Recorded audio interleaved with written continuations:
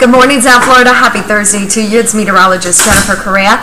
Waking up to quiet conditions out there this morning. Can't rule out an isolated drizzle or light shower for parts of the area, but that's at a 20% chance. So relatively dry for us this morning. Nice and comfortable. Great way to start off our Thursday as we head a little closer to the long holiday weekend.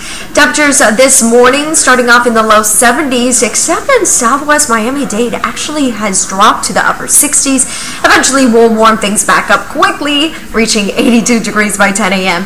with mostly to partly sunny skies. All right, in the tropics, still watching for this area of concern that is situated a few hundred miles northeast of the Bahamas.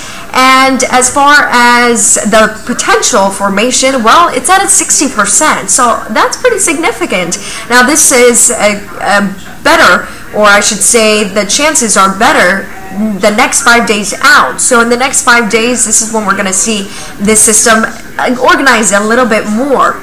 Models this morning are taking the system, the disturbance, into the Carolinas by later Memorial Day and into Tuesday. So we'll see how this plays out, but one thing to note, as it gets a little closer to the southeast coast through the Memorial Day weekend, we're going to see rough surf, possibly also some breezy conditions and high rip currents concerns all along the southeast coast. Keep it tuned to your weather authority here on Local 10, and we'll keep you up to date with the latest on our forecast.